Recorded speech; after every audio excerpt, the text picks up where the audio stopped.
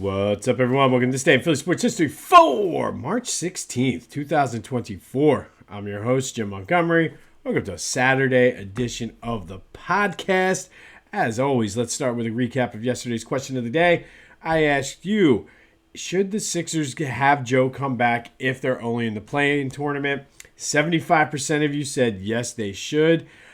I can see the argument both ways, to be completely honest, and I mean, all you got to do is win one game, depending on, I guess, how far down they go. All you have to do is, I guess, win one game to be moving on to a playoff series. So I can see that. I guess we'll have more information in a couple weeks, but I like I said, I mean, who knows? And it's the longer before he comes back, I think the worse off it is for the Sixers.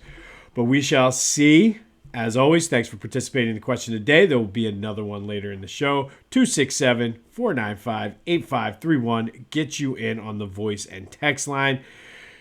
Sticking with the Sixers, they're in action tonight at the Wells Fargo Center against the Hornets. This is a game they got to win. They have to win, or else it could be moving toward being a moot point of what they're going to do when Joe is ready to come back. So big game for them against the Hornets, a game they should be able to win. We'll see how that goes, but that is this afternoon. If you're looking for something extra to listen to today, check out my boys over at the Clashing Conferences podcast. They have a basketball version if you enjoyed the football one. So go check it out, the Clashing Conferences podcast, wherever you get your podcasts, as well as on YouTube. All right, Flyers are in action tonight this afternoon up in Boston. Big test, big game for them. Hopefully they can get off the schneid. And this is one of those games that'd be nice to just take it into overtime and get the point.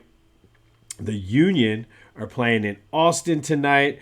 So lots of local sports action. The Flyers, Sixers, Union all in action. But it is March. It is the Saturday before Selection Sunday, and we have two big games. Not one, but two big games in the city.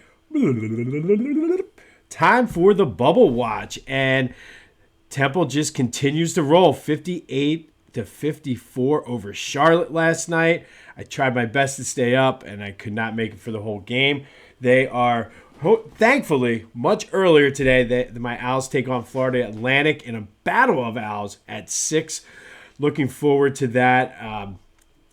Who knows what's going to happen, but it's kind of fun to kind of reminds me back of the old school days of the A10 when you were able to still be watching some meaningful college basketball in the city on the weekend. Nova bowed out. So Temple tonight at 6 versus Florida Atlantic.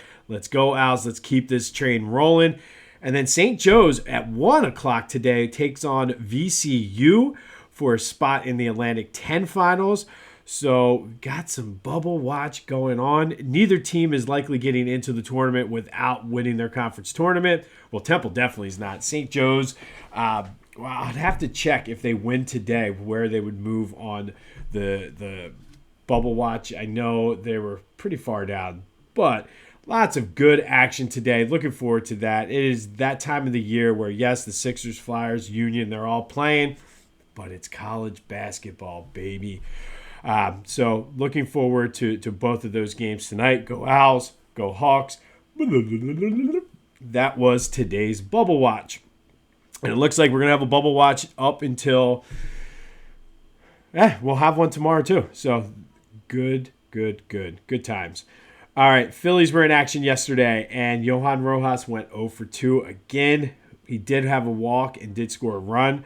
I'm kind of following that. I'm purposely not releasing the Phillies preview, or I haven't recorded it yet, but I'm purposely not recording it because I want to get more clarity, hopefully early next week, like after this weekend's games, of which way things are going to go. But he's solid in the field, and like I said, Kevin Long likes what he's seeing, so we'll go with that. Christian Pache went 0 for 3. Jake Cave went 0 for 1 with a walk in their battle for one of those spots. And Christopher Sanchez had a rough outing yesterday. The one guy who has not really looked all that sharp, but there's still time. And usually the way the beginning of the season plays out, that there'll be some extra off days in there to allow him to get some extra work. So I'm not as concerned with Sanchez being a little rusty as I would be with Enola, Wheeler, and Ranger. And Ranger has been lights out. God, I love him. He's one of my favorite players. So the Phillies are back in action today. And stay tuned, like I said, I'll keep you posted. And not really making a huge announcement yet on this, but once I'm ready to release the preview, I'll have an announcement regarding the voice and text line as well as the future and moving forward with the podcast. So stay tuned for that. Eagles news. And just when you thought he was done, Howie pulled some Howie moves. I'm not sure how he did this, and maybe it's a testament to the moves he made and the rest of things that are going on, but restructured Josh Sweat's contract, so he will be here. Got him more guaranteed money, less of a cap hit this year, no longer seeking a trade. So now it's kind of what is going to happen with Hassan Reddick.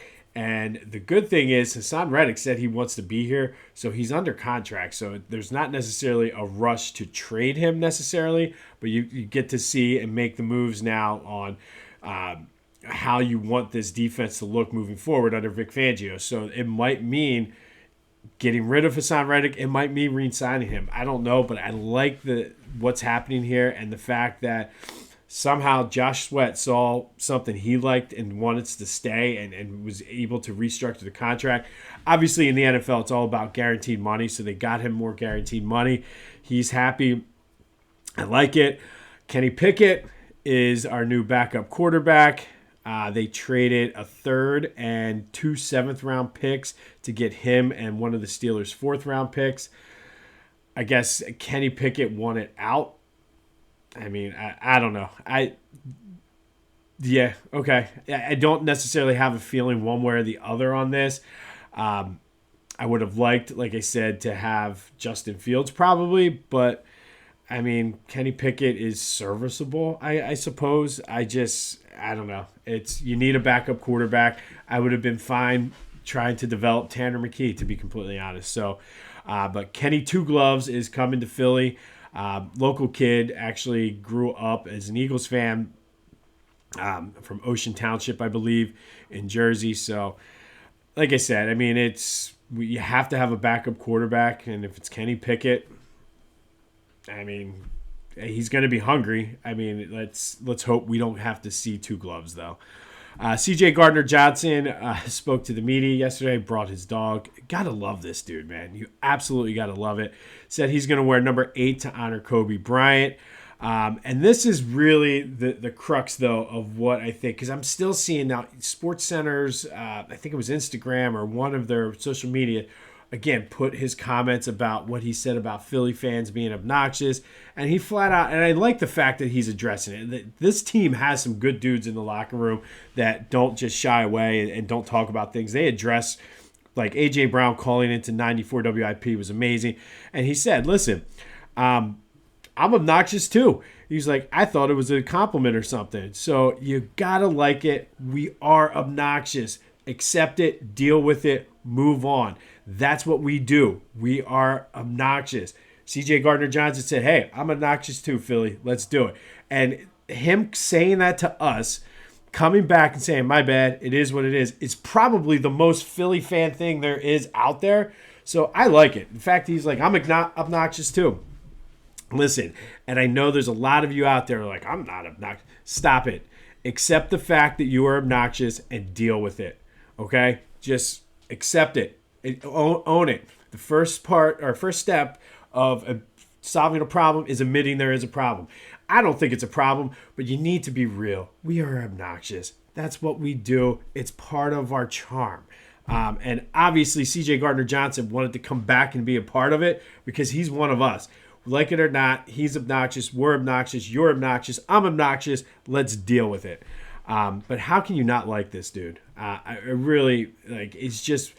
It's going to be a fun year. And I've already seen people put it on social media. This is the Eagles Revenge Tour, which would be a great idea for a T-shirt. You know how they have like the concert shirts with the dates on the back, or whatever. You can just put the Philadelphia Eagles Revenge Tour and just put the little check boxes next to it and just check off each win. I'm pumped. Let's go. I do want to hear today a notification go off on my phone, though, that they've re-signed Smitty. Extend his contract, Howie. Get it done. Josh Sweat just opened up some money for you. Get it done, Howie. Re-sign Smitty. All right. I've been talking about Philly Goat for, it seems like forever now, but what a great company. And I've been saying as soon as they signed Saquon Barkley, it was only a matter of time before they'd have the Saquon Barkley shirts. Guess what?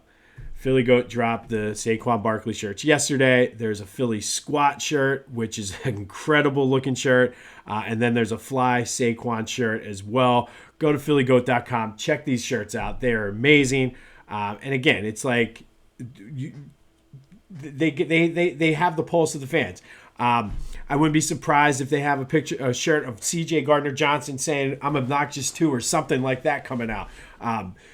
Just go to Philly Goat. Check it out, though. The Saquon shirts are amazing. When you're there, they have everything. Pretty much, like I said, you can go head to toe with them. I ordered my 3 pairs of shoes. I wasn't going to do 3. I was going to do 2, but I ended up with the Fans, the Cape Mays, and the Schmitties. Go check out these canvas loafers. They're hot. You can match up some Reggies to go with a green Saquon shirt, and you'll be ready to go walking on the boardwalk down the shore. Go to phillygoat.com. Use the promo code Jim Montgomery for 10% off your order. That's phillygoat.com. Use the promo code Jim Montgomery for 10% off of your order. All right. And usually this doesn't happen, but it's happened. We are going back-to-back days talking about the Temple basketball team and subsequently back-to-back years. Today, we're going to go 1 year later from yesterday and go to 1985. And on this day in 1985, Georgetown beat Temple 63-46 in the second round of the NCAA Tournament up in Hartford. Nate Blackwell led the Owls with 15 points. It was a fairly balanced attack for Georgetown, who were led by Patrick Ewing. They were en route to the finals before they would lose. Here's the other Philly connection to Villanova in 1985, and they were coached by John Thompson. This team for John Chaney, they repeated as the A-10 champions and got the 8th seed in the NCAA tournament. They went 25-6 and were led by Howie Evans and Tim Perry, along with Nate Blackwell. If you remember, Howie Evans and Tim Perry would be key players on that 88 team that was ranked number 1 in the country. In the first round of the tournament, they beat Virginia Tech before going down to Georgetown, who I believe Georgetown were the defending champions coming into this tournament and were favored to win it all again until Nova had that masterful game in 1985. But you guys all know how I feel about John Chaney, and I think you got to throw John Thompson in there as well. They had similar values. They had basically believed that the NCAA needed to do some changes to make it easier. I shouldn't say easier, but more accessible to minority students and student athletes.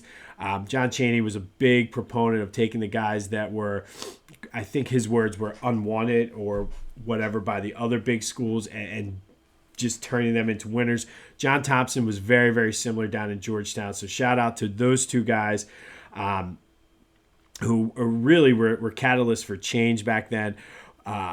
And kind of set the tone and set the table for a lot of what we have going on today. But on this day in 1985, Georgetown ended Temple season 63-46 in the second round of the NCAA tournament. That Georgetown team would go on to the final before losing to Villanova in the championship game. All right, so John Chaney, again, is very, very near and dear to my heart, especially this time of the year. That's why I'm so pumped that I get to actually have some March basketball to follow with my Owls, but never got over the hump and never got to the Final Four. And it got me thinking, he's one of, I think, I can only come up with 3 that really, really, I think we wanted to win or get to the championship. So that leads us to today's question of the day. Which player or coach in Philadelphia sports history would you most have wanted to see win a championship here? Would it have been John Chaney, Brian Dawkins, Allen Iverson, or is it someone else? I feel like that fourth spot could be filled in by so many different guys. You could put Lindros in there. You could put Charles Barkley in there. You could put Randall Cunningham in there. Seth Joyner. Those types of guys. So let me know what you think. 267-495-8531. Get you in on the voice and text line. I'm giving you 3 options, and the fourth is if you don't agree with one of those 3 and it's somebody else. Again, LeClaire, there's Recky, so many guys that you, Reggie. So which Philly sports player or coach would you have most wanted to see win a championship here? Is it Chaney, Brian Dawkins, Allen Iverson, or someone else I'm missing? Call 267-495-8531 to get through on the voice and text line. All right, finally, our Philly Sports Women's History Month Spotlight. We're going to look at Cindy Timchal. She is a absolute beast of a lacrosse coach. She is a Havertown native and did not play high school lacrosse, but did go on to play at Westchester. She also was on the tennis team and on the track and field team at Westchester. But coaching was her calling. After graduation from Westchester, she got into coaching. She went to Unionville High School, where she was the field hockey and basketball on the basketball coaching staff. She left after 2 years and went to be an assistant for the Pens field hockey and lacrosse teams. And then that led to her getting her first head coaching job at Northwestern. She was there for 9 years, took them to 5 NCAA tournaments. She had winning seasons in 8 of her 9 years at Northwestern for a total record of 76-40. From there, she went to Maryland, and that's where she really kind of went into her own. She went to 12 Final Fours in Maryland, 8 national titles, 2 runner-ups. She had 7 national championships in a row, and at one point had a 50-game winning streak at Maryland. Her final record at Maryland was 260-46, just completely dominated. Like 7 national championships in a row, 8 national titles total, 12 times in the Final Four. Just ridiculous, but she wasn't done.